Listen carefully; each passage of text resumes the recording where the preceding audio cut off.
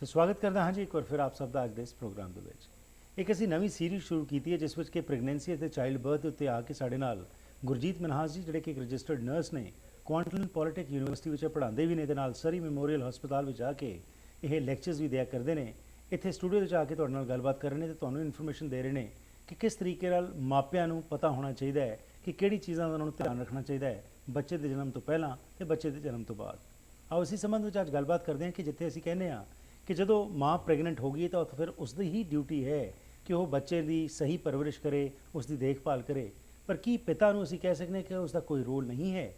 ਅਤੇ ਆਪਣੇ ਸਮਾਜ ਵਿੱਚ ਆਮ ਤੌਰ ਦੇ ਉੱਤੇ ਅਸੀਂ ਇਹੀ ਦੇਖਦੇ ਹਾਂ ਕਿ ਫਾਦਰ ਜਿਹੜਾ ਹੈਗਾ ਉਹ ਸਮਝਦਾ ਹੈ ਇਹ ਤਾਂ ਹੁਣ ਸਿਰਫ ਮਾਂ ਦਾ ਹੀ ਫਰਜ਼ ਹੈਗਾ, ਪਰ ਫਾਦਰ ਦਾ ਕਿੰਨਾ ਕੁ ਫਰਜ਼ ਹੁੰਦਾ ਉਸ ਸਮੇਂ ਦੇ ਵਿੱਚ? ਆਓ ਇਸੇ ਸੰਬੰਧ ਵਿੱਚ ਜਾਣਕਾਰੀ ਲੈਣੇ ਗੁਰਜੀਤ ਮਨਹਾਸ ਜੀ ਤੋਂ। ਜੀ Anu ji, once again welcome to the programme. Thank you. So father ਦੀ ਜਦੋਂ ਗੱਲ ਕਰ ਰਹੇ ਜੀ, ਆਪਣਾ ਸਮਾਜ ਜਿਹੜਾ ਹੈਗਾ ਉਹਦੇ ਵਿੱਚ ਤਾਂ ਇਹੀ ਹੁੰਦਾ ਹੈ, ਅਸੀਂ ਘਰਾਂ 'ਚ ਦੇਖਦੇ ਹਾਂ, ਆਪਣੇ ਸਮਾਜ ਵਿੱਚ ਦੇਖਦੇ ਹਾਂ ਕਿ ਤਾਂ ਹੁਣ ਔਰਤ ਦੀ ਰਿਸਪੌਂਸਿਬਿਲਿਟੀ ਹੈਗੀ ਹੈ। ਹਾਂ, ਫਾਦਰ ਜੋ ਹੈ ਉਹ ਖਾਣ ਪੀਣ ਨੂੰ ਸਹੀ ਲਿਆ ਦੇ, ਇੰਨਾ ਹੀ ਹੈਗਾ। ਕੀ ਫਾਦਰ ਦੀ ਜਿਹੜੀ ਰਿਸਪੌਂਸਿਬਿਲਿਟੀ ਹੈ ਇਸ ਨਾਲੋਂ ਜ਼ਿਆਦਾ ਅੱਜ ਤੁਸੀਂ ਦੇਖਦੇ ਹੋ ਜੀ? ਕੀ ਕੁਝ ਚੀਜ਼ਾਂ ਨੇ ਉਹਦੇ ਬਾਰੇ ਦੱਸੋ ਅੱਜ। ਫਾਦਰ ਦੀਆਂ ਬਹੁਤ ਜ਼ਿਆਦਾ ਰਿਸਪੌਂਸਿਬਿਲਿਟੀਆਂ ਔਰ ਮੇਨ ਹੈਗਾ ਕਿ ਪੇਰੈਂਟ ਜਿਹੜੇ ਡੈਡਸ ਆ ਉਹਨਾਂ ਨੂੰ ਪਤਾ ਹੀ ਨਹੀਂ ਆਪਣੀ ਰਿਸਪੌਂਸਿਬਿਲਿਟੀ ਕੀ ਆ। ਉਹ ਜਿੱਦਾਂ ਤੁਸੀਂ ਕਿਹਾ ਉਹ ਸੋਚਦੇ ਸਿਰਫ ਮੈਂ ਚੰਗਾ ਖਾਣਾ ਪੀਣਾ ਲਿਆਤਾ ਐਂਡ ਦੈਟਸ ਇਟ ਜੀ। ਲੇਕਿਨ ਸਭ ਤੋਂ ਵੱਡੀ ਰਿਸਪੌਂਸਿਬਿਲਿਟੀ ਹੈਗੀ ਆ, ਜੇ ਕੋਈ ਸਮਝੇ ਤਾਂ ਉਹ ਹੈਗਾ ਮਾਂ ਨੂੰ ਖੁਸ਼ ਰੱਖਣਾ। ਔਰ ਇਹ ਇੰਨੀ ਜ਼ਿਆਦਾ ਵੱਡੀ ਰਿਸਪੌਂਸਿਬਿਲਿਟੀ ਇਹ 'ਚ ਕਈ ਕੁਛ ਆ ਜਾਂਦਾ ਆ ਜੀ। ਯਾਨੀ ਕਿ ਦੇਖੋ, ਮਾਂ ਨੂੰ ਖੁਸ਼ ਕਿੱਦਾਂ ਰੱਖਿਆ ਜਾਏ ਇਹ ਡੈਡ ਨੂੰ ਬਹੁਤ ਚੰਗੀ ਤਰ੍ਹਾਂ ਪਤਾ ਹੁੰਦਾ, ਸਾਨੂੰ ਦੱਸਣ ਦੀ ਲੋੜ ਨਹੀਂ ਹੈ ਉਹਨੂੰ। ਪਰ ਕੁਝ ਚੀਜ਼ਾਂ ਦਾ ਧਿਆਨ ਰੱਖੇ ਤਾਂ ਜ਼ਿਆਦਾ ਬੈਨੀਫੀਸ਼ੀਅਲ ਆ। ਔਰ ਉਹ ਹੈਗਾ ਕਿ ਮਦਰ ਦੇ ਜਿਹੜੇ ਮੂਡ ਸਵਿੰਗਸ ਆ ਉਹਦੇ ਵਿੱਚ ਉਹਨੂੰ ਸਪੋਰਟ ਕਰੇ, ਨਾ ਕਿ ਕਵੇ ਤੂੰ ਇਦਾਂ ਕਿਉਂ ਕਰ ਰਹੀ, ਉੱਦਾਂ ਕਿਉਂ ਕਰ ਰਹੀ ਔਰ ਗੁੱਸੇ ਹੋਣ ਲੱਗ ਪਵੇ। ਉਹ ਸਮਝੇ ਕਿ ਹਾਰਮੋਨਸ ਇਹਦੇ ਅਪ ਐਂਡ ਡਾਊਨ ਜਾ ਰਹੇ ਆ, ਇਹ ਹੁਣ ਰੋ ਰਹੀ ਆ, ਇਹਨੂੰ ਮਤਲਬ ਕਿ she is not feeling good, ਤਾਂ ਉਹਦੇ ਵਿੱਚ ਉਹਨੂੰ ਸਪੋਰਟ ਕਰੇ ਔਰ ਦੇਖੇ ਕਿ how he can help her, right.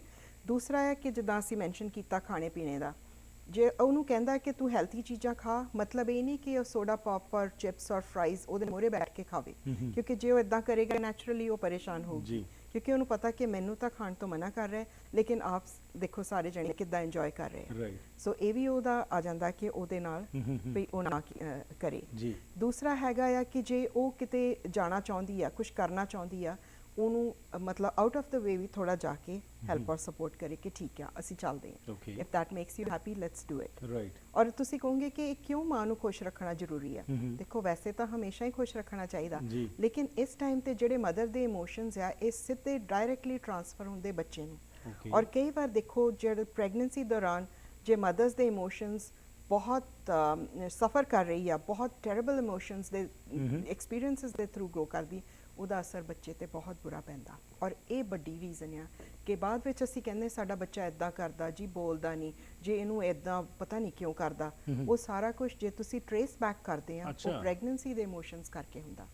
ਇਸ ਕਰਕੇ ਮੈਂ ਕਿਹਾ ਸਭ ਤੋਂ ਵੱਡਾ ਰੋਲ ਡੈਡ ਦਾ ਮਾਂ ਨੂੰ ਖੁਸ਼ ਰੱਖਣਾ। ਓਕੇ, ਇਹ ਬਿਲਕੁਲ ਜੀ ਤੁਸੀਂ ਸਹੀ ਕਿਹਾ ਕਿ ਫਰਜ਼ ਹੈਗਾ ਕਿ ਖੁਸ਼ ਰੱਖਣਾ, ਪਰ ਉਹਦੇ ਨਾਲ ਗੁਰਜੀਤ ਜੀ ਇਹ ਵੀ ਹੁੰਦਾ ਹੈ ਕਿ ਕਈ ਵਾਰੀ ਇਹ ਜਿਹੜੇ ਅਸੀਂ ਆਮ ਤੌਰ 'ਤੇ ਸੁਣਦੇ ਹਾਂ ਮੂਡ ਸਵਿੰਗਸ ਦਾ ਜਿਹੜਾ ਤੁਸੀਂ ਜ਼ਿਕਰ ਕੀਤਾ, ਇਹਨੂੰ ਕਈ ਵਾਰੀ ਖੇਖਣ ਵੀ ਕਿਹਾ ਜਾਂਦਾ ਹੈਗਾ ਜੇਕਰ ਇਨ ਲਾਜ਼ ਨਾਲ ਹੈਗੇ ਨੇ। ਆਫ ਕੋਰਸ ਦੇਰ are good and bed everywhere, but ਇਹ ਕੰਪਲੇਂਟ ਬਹੁਤ ਵਾਰੀ ਆਉਂਦੀ ਹੈ ਕਿ ਜੇਕਰ ਲੇਡੀ ਦੇ ਜਿਹੜੇ ਮੂਡ ਸਵਿੰਗਸ ਨੇ ਉਸ ਕਾਰਨ ਉਹ ਕੁਝ ਨਹੀਂ ਕਰ ਸਕ ਰਹੀ ਤਾਂ ਉਹਦਾ ਮਜ਼ਾਕ ਵੀ ਬਣਾਇਆ ਜਾਂਦਾ ਤੇ ਉਹਨੂੰ ਟੌਂਟ ਵੀ ਕੀਤਾ ਜਾਂਦਾ ਹੈ। ਇਸ ਸਮੇਂ ਦੱਸੋ ਜਿਹੜੇ ਕਿ ਇਹ ਮੂਡ ਸਵਿੰਗਸ ਹੁੰਦੇ ਨੇ ਇਹ ਕਿਸ ਤਰ੍ਹਾਂ ਦੇ ਹੁੰਦੇ ਨੇ ਤੇ ਮਾਪਿਆਂ ਨੂੰ ਕਿਸ ਤਰ੍ਹਾਂ ਇਹਦੇ ਬਾਰੇ ਟਰੀਟ ਕਰਨਾ ਚਾਹੀਦਾ? ਮੂਡ ਸਵਿੰਗਸ ਇੱਦਾਂ ਹੁੰਦੇ ਆ ਕਿ ਕਈ ਵਾਰ ਜਿਹੜੀ ਐਕਸਪੈਕਟਿੰਗ ਲੇਡੀ ਆ ਉਹ ਸਡਨਲੀ ਰੋਣਾ ਸ਼ੁਰੂ ਕਰ ਦਿੰਦੀ ਆ, ਉਹ ਸਡਨਲੀ ਉਦਾਸ ਹੋ ਕੇ ਕਿਸੇ ਪਾਸੇ ਜਾ ਕੇ ਬੈਠ ਜਾਂਦੀ ਆ। ਜੇ ਕੋਈ ਸਾਰੇ ਆਏ ਆ ਉਹ ਕਹਿੰਦੀ ਮੇਰਾ ਦਿਲ ਨਹੀਂ ਕਰਦਾ ਇਹਨਾਂ ਨਾਲ ਗੱਲ ਕਰਨ ਨੂੰ। ਸੋ ਜੇ ਇਦਾਂ ਦੀ ਸਿਚੁਏਸ਼ਨ ਆ ਜਾਂਦੀ ਆ ਤਾਂ ਤੁਸੀਂ ਜਸਟ ਐਕਸਪਲੇਨ ਕਰ ਸਕਦੇ ਗੈਸਟਸ ਨੂੰ ਜਾਂ ਜਿਹੜੇ ਵੀ ਕੰਸਰਨਡ ਆ ਕਿ she is not feeling well.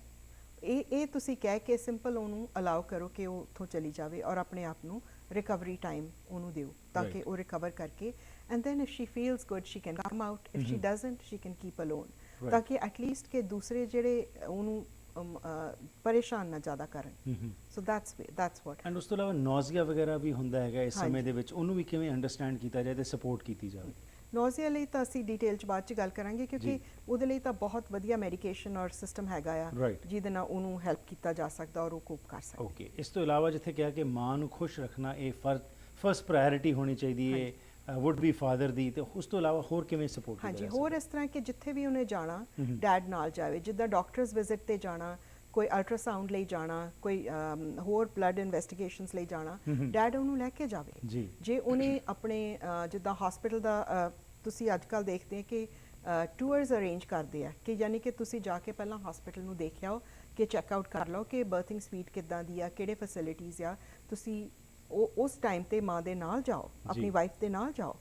ਤੀਸਰਾ ਹੈਗਾ ਕਿ ਜੇ ਉਹਨੂੰ ਜਿੱਦਾਂ ਪ੍ਰੀਨੇਟਲ ਕਲਾਸਿਸ ਦੀ ਮੈਂ ਹਮੇਸ਼ਾ ਗੱਲ ਕਰਦੀ ਹਾਂ, ਉਹਦੇ ਵਾਸਤੇ ਡੈਡ ਔਰ ਮਮ ਦੋਨਾਂ ਨੂੰ ਜਾਣਾ ਚਾਹੀਦਾ ਤਾਂ ਕਿ ਦੋਨਾਂ ਨੂੰ ਐਜੂਕੇਸ਼ਨ ਮਿਲੇ, ਸਾਰੇ ਚਾਈਲਡ ਬਰਥ ਬਾਰੇ ਪਤਾ ਲੱਗੇ ਔਰ ਉਹ ਬੈਟਰ ਸਪੋਰਟ ਆਪਣੀ ਵਾਈਫ ਨੂੰ ਪ੍ਰੈਗਨੈਂਸੀ ਔਰ ਚਾਈਲਡ ਬਰਥ ਦੋਨੋਂ ਵੇਲੇ ਕਰ ਸਕੇ। ਸੋ ਜੇ ਉਹ ਕਹਿੰਦਾ ਨਹੀਂ ਜੀ ਤੂੰ ਕੱਲੀ ਜਾਇਆ, ਜਾਂ ਮੈਨੂੰ ਤਾਂ ਸੰਗ ਆਉਂਦੀ, ਜਾਂ ਮੇਰੇ ਕੋਲ ਤਾਂ ਟਾਈਮ ਹੈ ਨਹੀਂ, ਜਾਂ ਉਹਨੂੰ ਕਵੇ ਕਿ ਛੱਡ ਪਰੇ ਕੀ ਕਰਨਾ ਹੈ ਨਾ, ਵੀ ਕੋਈ ਲੋੜ ਨਹੀਂ, ਸਾਡੇ ਹੈਗੇ ਸਾਰੇ ਘਰ। ਬਿਲਕੁਲ, ਘਰ ਵਾਲੇ ਦੱਸਣ ਵਾਲੇ ਹੈਗੇ ਨੇ, ਅਸੀਂ ਕੀ ਉੱਥੋਂ ਜਾ ਕੇ ਅਸੀਂ ਉਹ ਕਲਾਸਿਸ ਤੋਂ ਕੀ। ਜੇ ਉਹ ਇਦਾਂ ਦੀਆਂ ਗੱਲਾਂ ਕਰੇ ਫਿਰ then that's not a good thing, because ਨਾ ਦੋਨਾਂ ਨੂੰ ਕੁਝ ਨਹੀਂ ਪਤਾ ਚੱਲਦਾ ਔਰ ਲਾਸਟ ਮਿੰਟ ਤੇ ਫਿਰ ਕੋਈ ਵੀ ਕਿਸੇ ਨੂੰ ਸਪੋਰਟ ਕਰਨ ਦੇ ਲਾਇਕ ਹੀ ਨਹੀਂ ਹੁੰਦਾ। ਇਸ ਸਮੇਂ ਦੌਰਾਨ ਜੀ ਇਹ ਦੱਸੋ ਕਿ ਮਿਊਜ਼ਿਕ ਦਾ ਕਿੰਨਾ ਕੋਈ ਇੰਪੈਕਟ ਜਿਹੜਾ ਹੈਗਾ, ਜਿਸ ਤਰ੍ਹਾਂ ਤੁਸੀਂ ਕਿਹਾ ਕਿ ਜੇਕਰ ਫਾਦਰ ਸਹੀ ਤਰੀਕੇ ਨਾਲ ਟਰੀਟ ਨਹੀਂ ਕਰ ਰਿਹਾ ਤਾਂ ਉਹਦਾ ਅਸਰ ਬੱਚੇ ਦੇ ਪੈ ਰਿਹਾ, ਤੇ ਬਾਅਦ ਦੇ ਵਿੱਚ ਅਸੀਂ ਜਦੋਂ ਬਰਥ ਤੋਂ ਬਾਅਦ ਕਈ ਵਾਰੀ ਅਸੀਂ ਕਹਿੰਦੇ ਕਿ ਬੱਚਾ ਇਹ ਨਹੀਂ ਕਰ ਰਿਹਾ, ਉਹ ਨਹੀਂ ਕਰ ਰਿਹਾ, but you are saying you tracing it back to the time ਜਦੋਂ ਉਹ ਮਾਂ ਦੀ ਕੁੱਖ ਵਿੱਚ ਹੈਗਾ ਸੀ। ਮਿਊਜ਼ਿਕ ਥੈਰੇਪੀ ਜਿਹੜੀ ਹੈਗੀ ਹੈ, ਕੀ ਇਟ ਇਜ਼ ਗੁੱਡ, ਕੀ ਉਸ ਸਮੇਂ ਚੰਗੇ ਕਿਸਮ ਦਾ ਮਿਊਜ਼ਿਕ ਜਿਹੜਾ ਹੈਗਾ, ਕੀਰਤਨ ਸ਼ਬਦ ਜਾਂ ਹੋਰ ਕੋਈ ਸੂਦਿੰਗ ਜਿਹੜਾ ਮਿਊਜ਼ਿਕ ਹੈ ਉਹ ਇਸਤੇਮਾਲ ਕਰਨਾ ਚਾਹੀਦਾ ਉਹਦਾ? ਮੇਰੇ ਹਿਸਾਬ ਨਾਲ ਬਿਲਕੁਲ ਕਰਨਾ ਚਾਹੀਦਾ। ਇੰਨਾ ਜ਼ਿਆਦਾ ਅਸਰ ਹੁੰਦਾ ਆ ਉਹਦੇ ਤੇ, ਔਰ ਉਹ ਅਸੀਂ ਇਨ ਡਿਟੇਲ ਚ ਨੈਕਸਟ ਟੌਪਿਕ ਚ ਕਰਾਂਗੇ। ਲੇਕਿਨ ਜਿੱਦਾਂ ਤੁਸੀਂ ਇਹ ਟੌਪਿਕ ਸ਼ੁਰੂ ਕੀਤਾ ਆ, ਮੈਂ ਕਹੂੰਗੀ ਡੈਫੀਨੇਟਲੀ ਸੋ ਬੈਸਟ ਤੁਸੀਂ ਕਰ ਸਕਦੇ। ਕਈ ਮਿਊਜ਼ਿਕ ਤਾਂ ਤੁਹਾਡੇ ਬੱਚੇ ਦੀ ਬ੍ਰੇਨ ਡਿਵੈਲਪਮੈਂਟ ਇੰਨੀ ਜ਼ਬਰਦਸਤ ਕਰਦੇ ਆ ਕਿ ਤੁਸੀਂ ਸਾਰਾ ਟਾਈਮ ਲਗਾ ਰੱਖੋ ਤਾਂ ਤੁਹਾਡੇ ਬੱਚਾ ਦਾ ਬਹੁਤ ਜ਼ਿਆਦਾ ਆਮ ਬੱਚਿਆਂ ਨਾਲੋਂ ਜ਼ਿਆਦਾ ਉਹਦਾ ਬ੍ਰੇਨ ਡਿਵੈਲਪ ਹੁੰਦਾ ਹੈ। ਪਲੱਸ ਜੇ ਤੁਸੀਂ ਜਿੱਦਾਂ ਗੁਰਬਾਣੀ ਸ਼ਬਦ ਲਾ ਰੱਖੋ, ਉਹਦਾ ਬਹੁਤ ਅੱਛਾ ਅਸਰ, ਤੁਹਾਡਾ ਬੱਚਾ ਹਾਈ ਵਾਈਬ੍ਰੇਸ਼ਨਲ ਸਥਿਤੀ ਵਿੱਚ ਹੁੰਦਾ ਆ ਔਰ ਉਹਦੇ ਨਾਲ ਉਹਦੇ ਤੇ ਬਹੁਤ ਅੱਛਾ ਅਸਰ ਪੈਂਦਾ ਹੈ।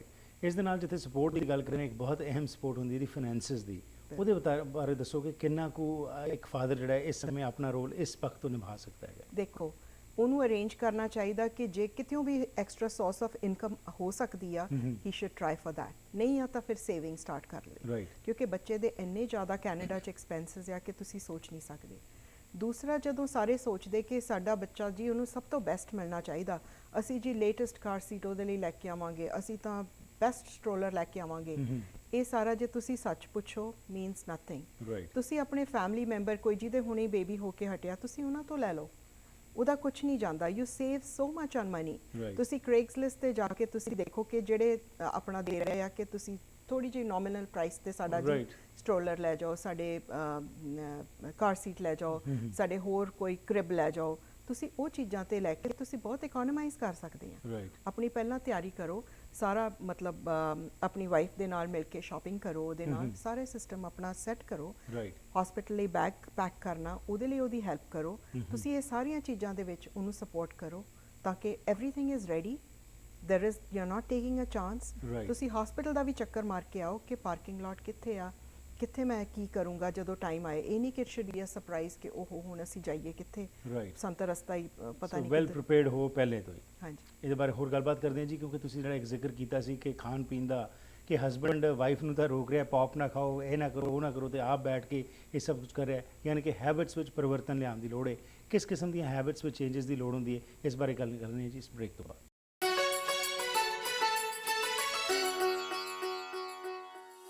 once again welcome back after the break। so ਅੱਜ ਅਸੀਂ ਜਿਸ ਵਿਸ਼ੇ 'ਤੇ ਗੱਲਬਾਤ ਕਰ ਰਹੇ ਹਾਂ ਕਿ ਫਾਦਰ ਦੀ ਕੀ ਰਿਸਪੌਂਸਿਬਿਲਿਟੀ ਹੋਣੀ ਚਾਹੀਦੀ ਹੈ ਮਾਂ ਦੇ ਨਾਲ ਕਿ ਜਦੋਂ ਬੱਚਾ ਮਾਂ ਦੀ ਕੁੱਖ ਵਿੱਚ ਹੈ ਤਾਂ ਉਸ ਸਮੇਂ ਫਾਦਰ ਕੀ ਆਪਣਾ ਰੋਲ ਨਿਭਾ ਸਕਦੇ ਨੇ। ਇਸ ਦੇ ਵਿੱਚ ਹੈਬਿਟਸ ਦੇ ਸੰਬੰਧ ਵਿੱਚ ਆਓ ਕੁਝ ਹੋਰ ਇਨਫੋਰਮੇਸ਼ਨ ਲੈਂਦੇ ਹਾਂ ਕਿ ਫਾਦਰ ਦੀ ਜ਼ਿੰਦਗੀ ਦੇ ਵਿੱਚ ਜਿਹੜੀਆਂ ਹੈਬਿਟਸ ਨੇ ਉਹਨਾਂ ਵਿੱਚ ਕਿਹੜਾ ਚੇਂਜਸ, ਕਿਹੜੇ ਪਰਿਵਰਤਨ ਦੀ ਲੋੜ ਹੈ ਜਿਸ ਨਾਲ ਕਿ ਉਸਦਾ ਅਸਰ ਚੰਗਾ ਬੱਚੇ 'ਤੇ ਪਵੇ ਜੀ। ਹਾਂਜੀ, ਦੇਖੋ ਡੈਡ ਦੇ ਹੈਬਿਟਸ ਪਹਿਲਾਂ ਚਾਹੇ ਜੋ ਮਰਜ਼ੀ ਹੋਣ, ਕਈ ਵਾਰ ਉਹਦੇ ਵਿੱਚ ਪਰਿਵਰਤਨ ਲਿਆਉਣਾ ਬਹੁਤ ਜ਼ਰੂਰੀ ਹੁੰਦਾ, ਸਪੈਸ਼ਲੀ ਰਿਲੇਟਡ ਟੂ ਜਿਹੜੇ ਜਿੱਦਾਂ ਕੋਈ ਡਰਿੰਕ ਕਰਦੇ ਆ, ਕੋਈ ਸਮੋਕ ਕਰਦੇ ਆ, ਹੈ ਨਾ, ਜਾਂ ਕੋਈ ਪਾਰਟੀਜ਼ ਤੇ ਬਹੁਤ ਜਾਂਦੇ, ਉਹਨਾਂ ਨੂੰ ਆਦਤ ਹੈ ਕਿ ਅਸੀਂ ਤਾਂ ਦੂਏ ਤੀਏ ਦਿਨ ਪਾਰਟੀ ਤੇ ਜ਼ਰੂਰ ਜਾਣਾ। ਔਰ ਇੱਦਾਂ ਹੁਣ ਚੇਂਜ ਇਸ ਕਰਕੇ ਲਿਆਉਣੀ ਪੈਂਦੀ ਕਿ ਹੁਣ ਵਾਈਫ ਨੂੰ ਤੁਸੀਂ ਪਾਰਟੀਜ਼ ਤੇ ਲਿਜਾਓਗੇ, ਠੀਕ ਹੈ, ਤੁਹਾਨੂੰ ਪਹਿਲਾਂ ਕੰਪਨੀ ਕਰ ਰਹੀ ਹੁੰਦੀ ਆ, ਲੇਕਿਨ ਹੁਣ ਬਿਕਾਜ਼ ਆਫ ਦ ਬੇਬੀ ਉਹ ਦੈਟ ਮਿਊਜ਼ਿਕ ਜਿੱਦਾਂ ਤੁਸੀਂ ਮੈਂਸ਼ਨ ਕੀਤਾ ਲਾਊਡ ਮਿਊਜ਼ਿਕ ਮੇ ਨਾਟ ਗੋ ਵੈਲ।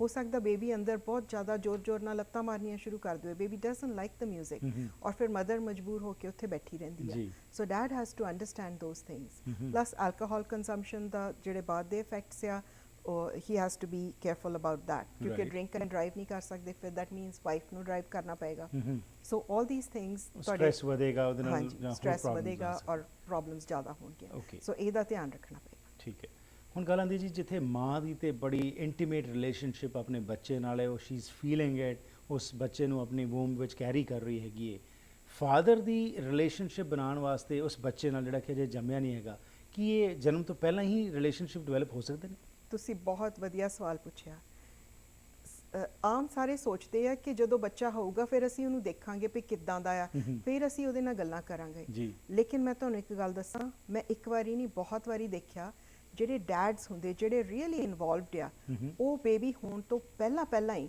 ਜਦੋਂ ਪ੍ਰੈਗਨੈਂਸੀ ਦੇ ਵਿੱਚ ਹੀ ਜੀ ਉਹ ਜਾ ਕੇ ਜਿੱਦਾਂ ਇਦਾਂ ਪੇਟ ਤੇ ਹੱਥ ਰੱਖਦੇ ਆ ਔਰ ਆਪਣੇ ਥਾਟਸ ਦੇ ਨਾਲ ਉਹ ਸੋਚਦੇ ਕਿ ਮੈਂ ਬੱਚੇ ਨਾਲ ਗੱਲ ਕਰ ਰਿਹਾ ਬੱਚੇ ਨਾਲ ਬੋਲਦੇ ਆ ਜੀ ਬੱਚੇ ਨੂੰ ਕਹਿੰਦੇ ਆ ਕਿ ਮੈਂ ਤੈਨੂੰ ਕਿੰਨਾ ਪਿਆਰ ਕਰਦਾ ਆ ਅਸੀਂ ਤੈਨੂੰ ਬਹੁਤ ਵੀ ਆਰ ਲੁਕਿੰਗ ਫਾਰਵਰਡ ਕਿ ਤੂੰ ਕਦੋਂ ਆਏਗਾ ਸਾਡੀ ਜ਼ਿੰਦਗੀ 'ਚ ਖੁਸ਼ੀਆਂ ਅਸੀਂ ਉਡੀਕ ਰਹੇ ਆ ਤੈਨੂੰ Right. ਐਦਾਂ ਦੀਆਂ ਪਿਆਰੀਆਂ ਗੱਲਾਂ ਕਰਦਾ ਪਲੱਸ ਖੇਲਦਾ ਉਹਦੇ ਨਾਲ ਔਰ ਕਈ ਵਾਰ ਤਾਂ ਗਾਣੇ ਵੀ ਗਾਉਂਦੇ ਆ ਡੈਡਸ ਔਰ ਫਿਰ ਐਦਾਂ ਕਰਕੇ ਹੁੰਦਾ ਕੀ ਹੈ ਜਦੋਂ ਬੇਬੀ ਬਾਹਰ ਆਉਂਦਾ ਆ ਡੈਡਸ ਉਹ ਬੇਬੀ ਨੂੰ ਚੱਕਦੇ ਆ ਔਰ ਬੇਬੀ ਨਾਲ ਗੱਲਾਂ ਕਰਦੇ ਆ ਬੇਬੀ ਇੱਕਦਮ ਸ਼ਾਂਤ ਹੋ ਜਾਂਦਾ Okay. ਕਿਉਂਕਿ ਉਹ ਆਵਾਜ਼ ਪਛਾਣਦਾ ਸੋ ਇਹ ਰਿਸਰਚ ਦੱਸਦੀ ਹੈਗੀ ਹੈ ਸਾਰਾ ਕੁਛ। ਰਿਸਰਚ ਪਲੱਸ ਮੇਰੀ ਆਪਣੀ ਦੇਖੀ Okay. ਹੋਈ ਆ ਅੱਛਾ ਜੀ ਮੈਂ ਦੇਖਿਆ ਡੈਡਸ ਨੂੰ ਗੱਲਾਂ ਕਰਦਿਆਂ ਨੂੰ ਔਰ ਮੈਂ ਕਿਹਾ ਇਹ ਤੁਸੀਂ ਕਿਦਾਂ ਉਹ ਕਹਿੰਦੇ ਅਸੀਂ ਤਾਂ ਪਹਿਲਾਂ ਦੀਆਂ ਗੱਲਾਂ ਕਰਦੇ ਸੀ Right. ਬੱਚਾ ਸਾਨੂੰ ਪਛਾਣਦਾ ਬੱਚਾ ਇੱਕਦਮ ਚੁੱਪ ਸ਼ਾਂਤ ਔਰ so comfortable it was such a joy to see that so ਇਹ ਤੁਸੀਂ ਬੜੀ ਸੋਹਣੀ ਗੱਲ ਕੀਤੀ ਸਟੋਰੀ ਟੈਲਿੰਗ ਹੋ ਸਕਦੀ ਹੈ Storytelling ਹੋ ਮਾਂ ਨਾਲ ਬੈਠ ਕੇ ਕੁਝ ਕੁਆਲਿਟੀ ਟਾਈਮ ਜਿਹੜਾ ਚੰਗਾ 뮤직 ਸੁਣਿਆ ਜਾ ਸਕਦਾ ਹੈ ਬਿਲਕੁਲ। ਸੋ ਇਹ ਗੱਲਾਂ ਬਾਤਾਂ ਦੇ ਨਾਲ ਤੁਹਾਡਾ ਰਿਲੇਸ਼ਨਸ਼ਿਪ ਡਿਵੈਲਪ ਹੋ ਸਕਦਾ ਹੈ ਹਾਂਜੀ ਪਰ ਉਸ ਦੇ ਨਾਲ ਜੀ ਇੱਕ ਬੜੀ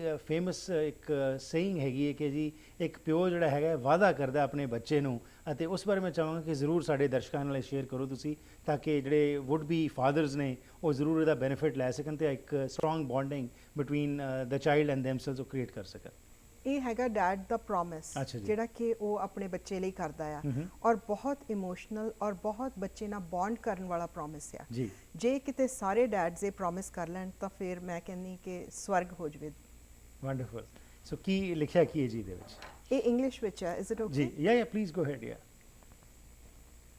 I promise to love you unconditionally. I promise to protect you, for your pain hurts me more than my own. I promise to guard and guide you materially, mentally, and morally. I promise to foster soundness and strength in your health, your head, and your heart. I promise to catch you doing things right and let you do things your way, no matter how messy or asymmetrical. I promise to applaud your accomplishments, whether they are anonymous for nobody's eyes or world famous for the Nobel Prize. right I promise to be a good example always, for there's no telling what act or attribute you might emulate. I promise to be honest, open, and direct. I promise to be a pillar of courage and a pillow of comfort.